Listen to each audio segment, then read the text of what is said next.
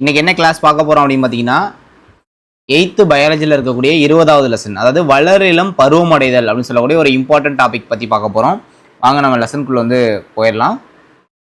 முதல்ல அதாவது எக்ஸாம் ஓரியன்டாக பார்க்கலாம். இந்த டாப்பிக்கை பொறுத்தளவு பார்த்தோம்னா எக்ஸாமில் என்ன மாதிரி கொஸ்டின்ஸ்லாம் கேட்பாங்க அப்படின்றத மட்டுமே நம்ம பார்த்தாலே போதுமானதாக இருக்கும்.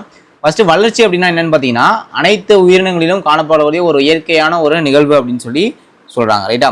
நெக்ஸ்ட், அனைத்து உயிரினங்களும் முதிர்ச்சி அடையும் வரை வளர்ச்சி அடைகின்றன. இந்த பாயிண்ட் தான் இம்பார்ட்டன்ட்.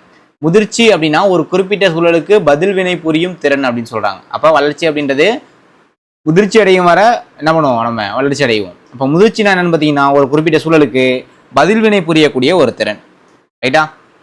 அப்ப அந்த மனிதர்ல நம்ம வளர்ச்சி அப்படின்னு பார்த்தோம் அப்படின்னா மழலை பருவம், குழந்தை பருவம், வளரிளம் பருவம், வயது வந்தோர் பருவம், நடுத்தர வயது, அப்புறம் முதுமை பருவம், இப்படி சொல்லி நமக்கு தனியாக பிரிச்சிருக்காங்க. மொத்தம் பார்த்தீங்கன்னா 1 2 3 4 5 6 பருவம் இருக்கு. இந்த 6ஐயுமே நோட் பண்ணி வச்சுக்கணும். மழலை பருவம், குழந்தை பருவம், வளரிளம் பருவம், வயது வந்தோர் பருவம், நடுத்தர வயது, முதுமை பருவம். இதுல இந்த வளரிளம் பருவம், அதாவது வளரிளம் பருவம் அப்படின்னு சொல்லக்கூடியது ரொம்ப ரொம்ப இம்பார்ட்டன்ட், சரியா? இந்த லெசன் ஃபுல்லாவே நம்ம அதை தான் பார்க்க போறோம். பார்க்கலாம் வாங்க. இப்போ வளரிளம் பருவம், சரிங்களா? வளரிளம் பருவமானது ஒரு தனிநபரோட வாழ்க்கையில மிகவும் முக்கியமான குறிப்பிடத்தக்க பருவமாகும். இது ஒருவர் குழந்தை பருவத்திலிருந்து வயது வந்தோர் பருவத்திற்கு மாறக்கூடிய காலகட்டம். அதாவது குழந்தை பருவமா நம்ம இருப்போம், குழந்தை பருவத்திலேருந்து வயது வந்தோர் பருவத்துக்கு மாறக்கூடிய இடைப்பட்ட காலத்தை தான் என்ன சொல்றோம் அப்படின்னா வளரிளம் பருவம். கிட்டத்தட்ட இந்த வயசு அப்படின்னு எடுத்துக்கிட்டே அப்படின்னா கிட்டத்தட்ட 13 வயசுல இருந்து அந்த 19 வயசுல தான் டீனேஜ்னு சொல்லுவாங்க. 13 வயசுல இருந்து 19 வயசு வரை நம்ம பார்த்தோம் அப்படின்னா இதுதான் வளரிளம் பருவம், டீனேஜ் அப்படின்னு சொல்றாங்க, ரைட்டா? ஸோ இந்த காலகட்டம் ரொம்ப ரொம்ப இம்பார்ட்டண்டான ஒரு காலகட்டமாக சொல்றோம். வளரிளம் மற்றும் பருவமடைதல். வளரிளம் பருவம் என்ற சொல்லானது அடோலசர் என்ற லத்தீன் மொழி வார்த்தையிலிருந்து வந்தது. இதுக்கு பொருள் பார்த்தீங்க அப்படின்னா வளருவதற்கு, அப்படி இல்லைன்னா முதிர்ச்சிக்கான வளர்ச்சி அப்படின்றது இதோட பொருள். இந்த காலகட்டத்தில் நம்மளோட உயரம், எடை, பால் உறுப்புகள், தசை தொகுப்புகள், மூல அமைப்பு, அப்புறம் கட்டமைப்பு, உடலோட கட்டமைப்பு, இது எல்லாமே பார்த்தீங்க அப்படின்னா மாற்றம் அடையும். அதனால தான் பார்த்தோம்னா அந்த 13லேருந்து 19 வயசு வரை ரொம்ப ரொம்ப ஒரு இம்பார்ட்டன்ட் வயசு அப்படின்னு சொல்கிறோம். இந்த டைமில் தான் பார்த்தீங்க அப்படின்னா பருவமடைதல் அப்படின்றது நடக்கும். பருவமடைதல்னா என்னன்னு பார்த்தீங்கன்னா உடல் ரீதியாகவும் உளவியல் ரீதியாகவும் விரைவான மாற்றங்கள் நிகழ்ந்து பாலியல் முதிர்ச்சியில நிறைவடையக்கூடிய ஒரு குறிப்பிட்ட காலம் இதுதான், ரைட்டா? பருவமடைவதற்கான சராசரி வயது பெண்களுக்கு பார்த்தீங்க அப்படின்னா 10லேருந்து 11, பெண்களுக்கு 10லேருந்து 11, ஆண்களுக்கு 12லேருந்து 13 பருவமடைவதற்கான சராசரி வயது, ஓகேங்களா? இது ஒரு ஆவரேஜ் தான். பெண்களுக்கு 10லேருந்து 11, ஆண்களுக்கு 12லேருந்து 13. ஆனால் மரபணு மற்றும் உயிரியல் தாக்கங்கள், வாழ்க்கை நிகழ்வுகள், சமூக பொருளாதார நிலை, ஊட்டச்சத்து, உணவு மற்றும் உடல் கொழுப்பின் அளவு போன்ற காரணிகள் பருவமடைதல் மற்றும் வளர்ச்சியை பாதிக்கின்றன, சரியா? ஜஸ்ட் நெக்ஸ்ட் அடுத்து பார்க்கலாம். பருவமடைதல முக்கியமான பங்கு என்ன அப்படின்னு பார்த்தீங்கன்னா ஹார்மோன்கள் தான். பருவமடைதல் ஹார்மோன்கள் தான் பார்த்தீங்க அப்படின்னா முக்கிய பங்கு வகிக்கக்கூடியது. இது கொஸ்டினா கேட்பாங்க. அப்படி என்னென்ன ஹார்மோன் அப்படின்னு பார்த்தோம்னா ஆண்கள்ல இனப்பெருக்க ஹார்மோனான விந்தகங்கள் டெஸ்ட்ரோஜனையும், பெண்கள்ல இனப்பெருக்க சுரப்பிகளான அண்டகங்கள் ஈஸ்ட்ரோஜனையும் வெளியேற்றுகின்றன. இதன் விளைவாக முதல்நிலை மற்றும் 2ஆம் நிலை பாலின பண்புகள் மாற்றங்கள் உண்டாகின்றன. இது 2 தான் அந்த ஹார்மோன் அப்படின்றது, சரியா? இந்த 2 ஹார்மோனையும் நோட் பண்ணிக்கணும். ஆண்கள்ல டெஸ்ட்ரோஜனு, பெண்கள்ல ஈஸ்ட்ரோஜனு, இது 2ஐயும் நோட் பண்ணிக்கணும். நெக்ஸ்ட், இப்போ பருவமடைகிறப்ப என்னென்ன மாற்றங்களும் நம்ம உடல்ல நடக்கும் அப்படின்னு பார்த்தீங்கன்னா உடல் அளவில் மாற்றம் ஏற்படும், உடல் அமைப்புல மாற்றம் ஏற்படும், முதல்நிலை பால் பண்புகள் வளர்ச்சி அடையும், 2ஆம் நிலை பால் பண்புகளும் வளர்ச்சி அடையும். உடல் அளவில் ஏற்படக்கூடிய மாற்றம் அப்படின்னு பார்த்துட்டோம் அப்படின்னா 10லேருந்து 12 வயசுல ஸ்டார்ட் ஆகி 17லேருந்து 19 வயசுல முடிவடையும். இந்த உயரம் அப்படின்றது உயரம் மற்றும் இடையில அதிகரிப்பு அப்படின்றது, சரிங்களா? இதுல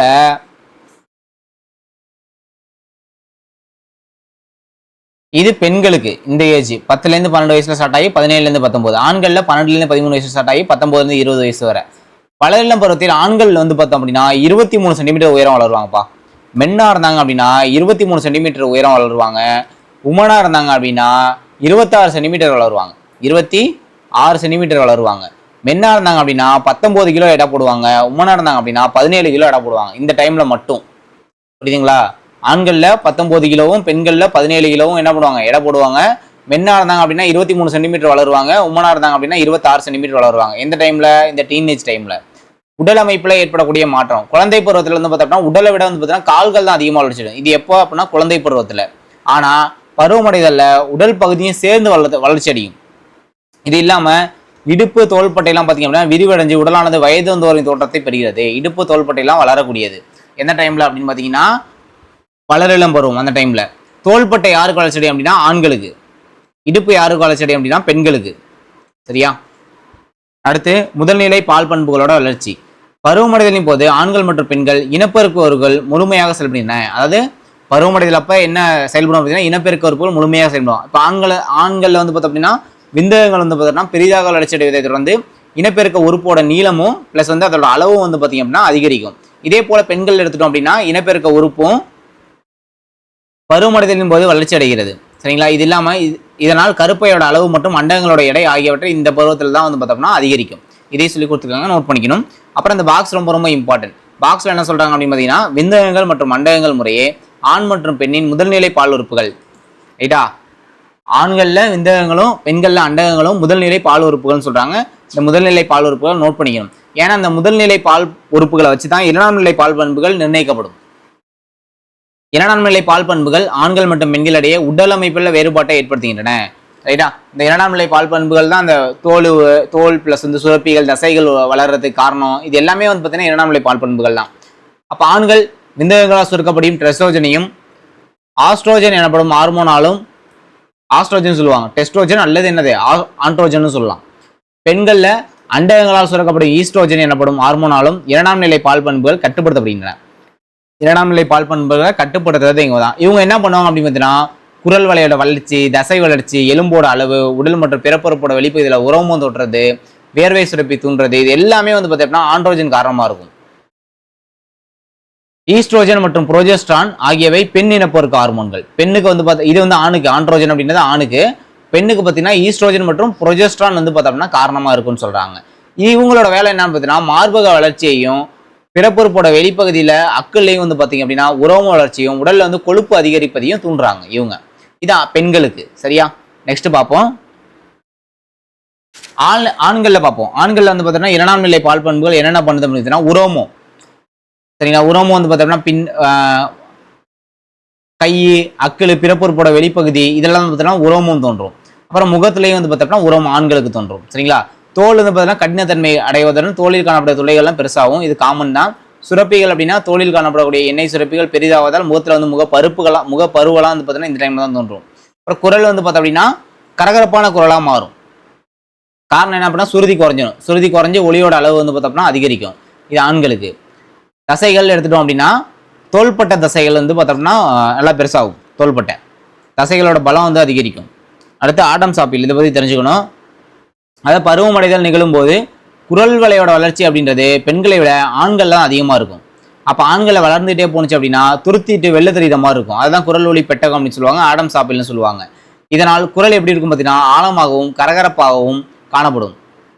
இது முக்கியமாக வளரிளம் பருவத்தில் சுரக்கக்கூடிய சில ஆண் இன ஹார்மோன்களால் ஒழுங்குபடுத்தும் வேதிப்பொருட்கள், அதாவது ஹார்மோன்கள் தான் காரணம்.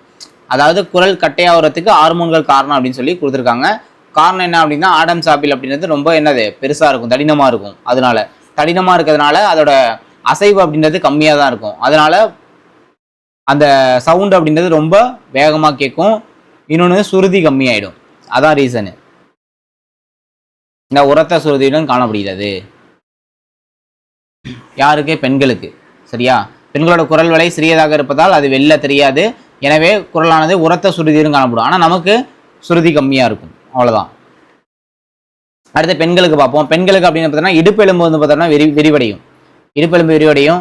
அப்புறம் பார்த்தோம்னா இடுப்பு பகுதி விரிவடைந்தால் மார்பகம் வந்து பார்த்தோம்னா வளர்ச்சியோட ஸ்டார்ட் ஆகும். அப்புறம் உரோமம் காமன் தான். இடுப்பு மற்றும் மார்பக வளர்ச்சிக்கு பிறகு உரோம வளர்ச்சி ஏற்படும். அக்கல் பகுதி மற்றும் பிறப்புறுப்போட வெளிப்பகுதியில் உரோமம் தோன்றும்.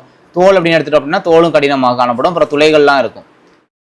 குரலை பொறுத்தளவு குரலானது உரத்த மற்றும் கீச்சிடு மொழியாக மாறும். குரலோட சவுண்டு அப்படின்றது மாறாது, ஆனால் உரத்த ஒளியாகவும் கீச்சிடு மொழியாகவும் மாறும்.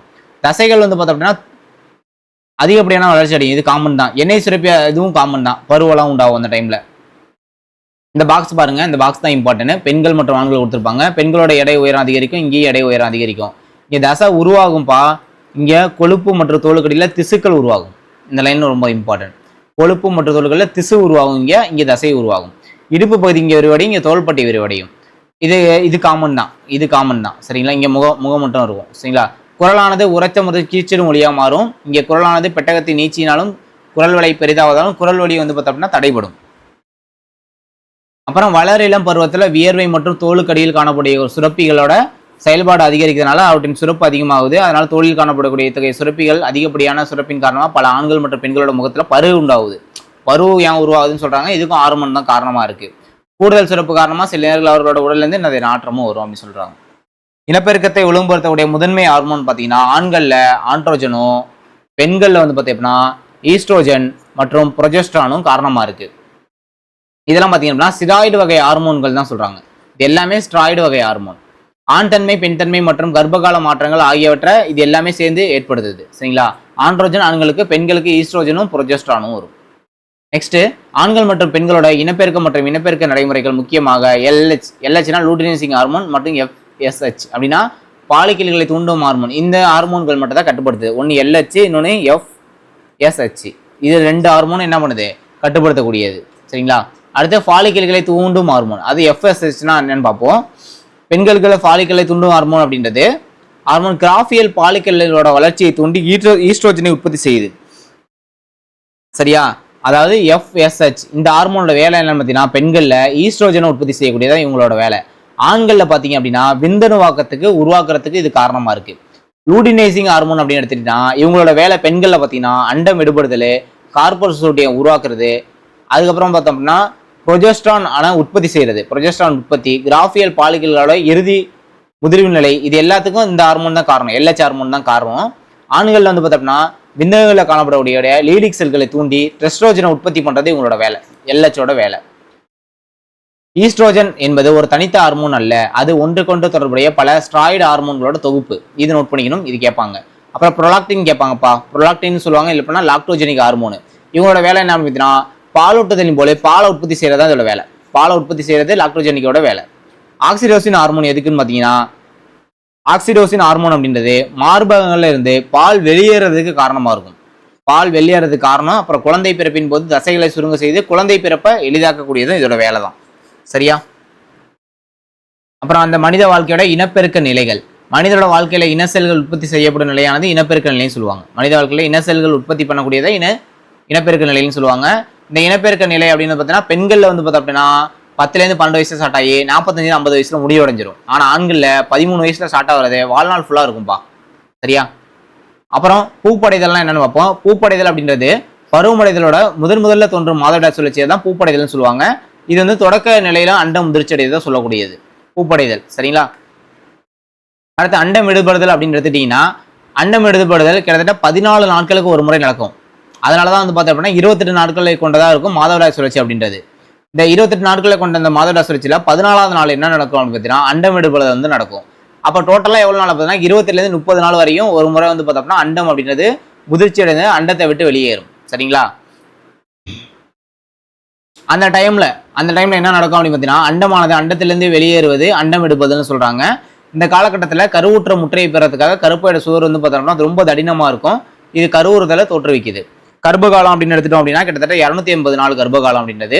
அண்டத்திலிருந்து விடுபட்ட அண்டம் பிளோப்பிய நாளம், இதை நோட் பண்ணிக்கணும். பிளோப்பிய நாளத்தை அடைந்தவுடன் கருவுறுதல் நடக்கும். சரிங்களா? இதை நோட் பண்ணிக்கணும்.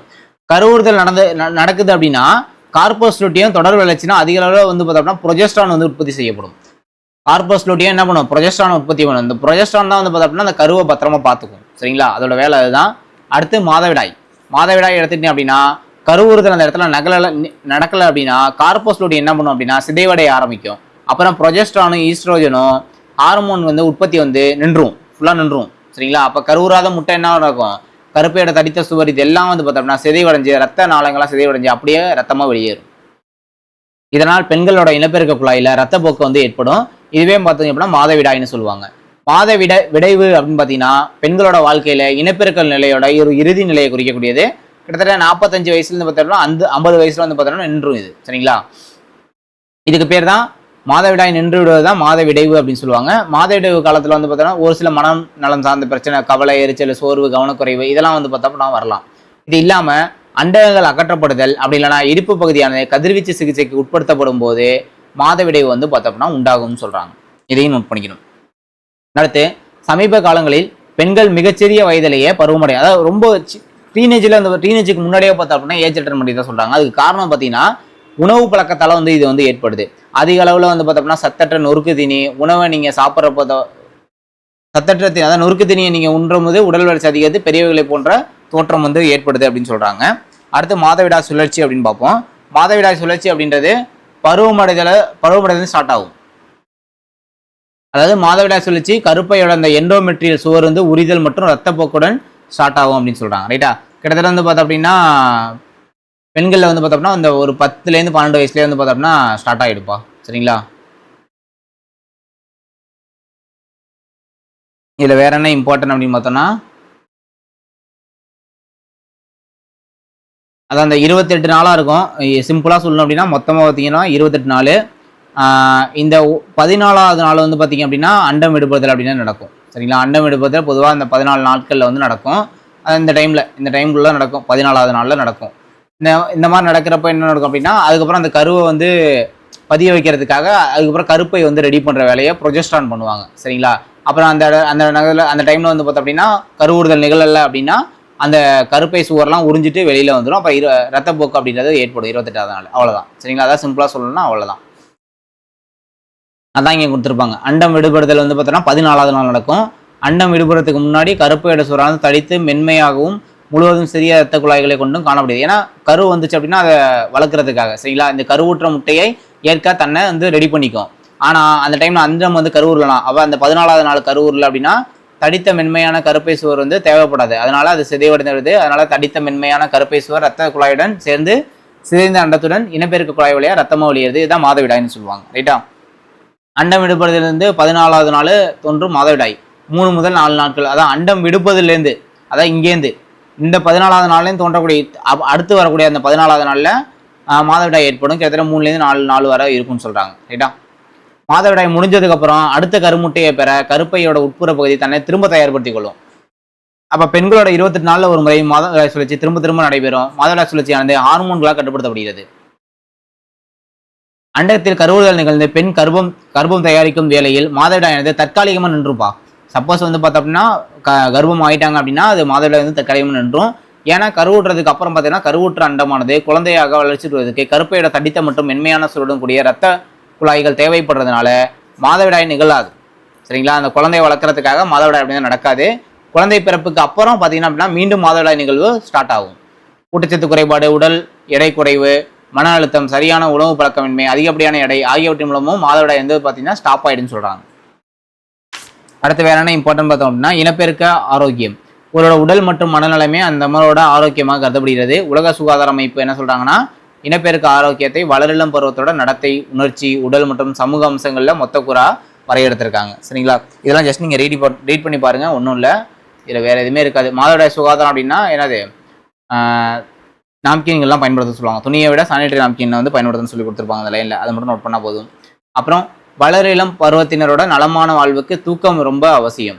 அது தேவையான அளவு தூக்கம் 13 வயதில் ஏற்படும் மன அழுத்தத்தை மேற்கொள்ள உதவுகிறது. அது அந்த டைமில் வந்து பார்த்தோம்னா 8லேருந்து 10 மணி வரையும் தூங்கணும்ப்பா.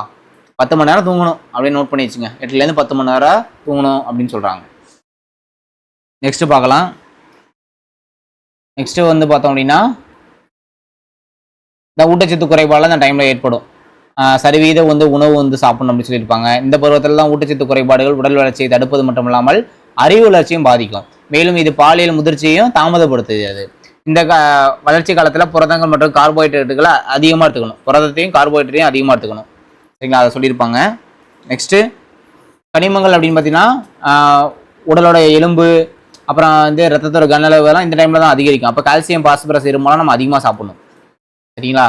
கால்சியம் அப்படின்னு எடுத்துட்டோம் அப்படின்னா ஆஸ்டியோபோரோசிஸ், அதாவது எலும்பு உடையும் தன்மை அப்படின்னு சொல்லுவாங்க. இது வந்து ப்ரீவியஸ் கொஸ்டின் ஆஸ்டியோபோரோசிஸ்னா கேட்டிருக்காங்க. எலும்பு உடையும் தன்மை இதை தடுக்கணும் அப்படின்னா கால்சியத்தை நம்ம அதிக அளவில் எடுத்துக்கணும். இது பால் மற்றும் பால் பொருட்களில் காணப்படுது. பால் அப்படின்றது ஒரு சரிவிகித உணவு. அடுத்து அயோடின் எடுத்தினா தைராய்டு சுரப்பி தொடர்பான நோய்களை குணமாக்க இந்த அயோடின் யூஸ் ஆகுது. அப்புறம் இரும்பு வந்து பார்த்தீங்கன்னா ரத்தத்தை உருவாக்குறதுல முக்கிய பங்கு வகிக்குது. இரும்பு சத்து நிறைந்த உணவை நம்ம சாப்பிடணும். அதான் இங்கே கொடுத்துருப்பாங்க. இலை, காய்கறி, சிட்ரஸ் பழம், நெல்லிக்காய் சாப்பிடணும். நெல்லிக்காயில் இரும்பு சத்து இருக்குது. சரியா? இரும்பு சத்து இல்லைன்னா என்ன நடக்கும் அப்படின்னு பார்த்தீங்கன்னா ரத்த சோகை உண்டாகும். ரத்த சோகை ஏற்படுத்தும். எனவே வளரிளம் பருவத்தினருக்கு இரும்பு சத்து நிறைந்த உணவு அவசியம். மாதவிடாய் நேரத்தில் ஏற்படும் ரத்த இழப்பை ஈடு செய்ய பெண்கள் வந்து என்ன பண்ணணும்? அதிக அளவில் இரும்பு சத்து நிறைந்த உணவை எடுத்துக்கணும் மாதவிடாய் டைமில். அவ்வளோதான், வேறு எதுவும் இதில் இருக்காது. அடுத்த நினைவில் கொள்கை அப்படின்னு எடுத்துட்டிங்கன்னா நம்ம ஆல்ரெடி நம்ம பார்த்தது தான். வளரிளம் பருவம்னா என்ன அப்படின்னா இனப்பெருக்க முதிர்ச்சியோட காலம் பொதுவாக 11லேருந்து 19 வயசு. அதுக்கப்புறம் இங்கே நம்ம ஸ்கூல் புக்கில் உள்ளது தான் இங்கே கொடுத்துருப்பாங்க. ஆரம்ப சாப்பியில் கொடுத்துருப்பாங்க. நாளமில்லா சுரப்பிகளால் உற்பத்தி செய்யப்படும் சுரப்பு ஹார்மோன்கள். இதான் நாளமில்லா சுரப்பிகளால் உற்பத்தி செய்யக்கூடியது தான் ஹார்மோன்கள்னு சொல்கிறாங்க. இந்த ஒரு லைன் வேணால் நோட் பண்ணிக்கலாம். சரிங்களா?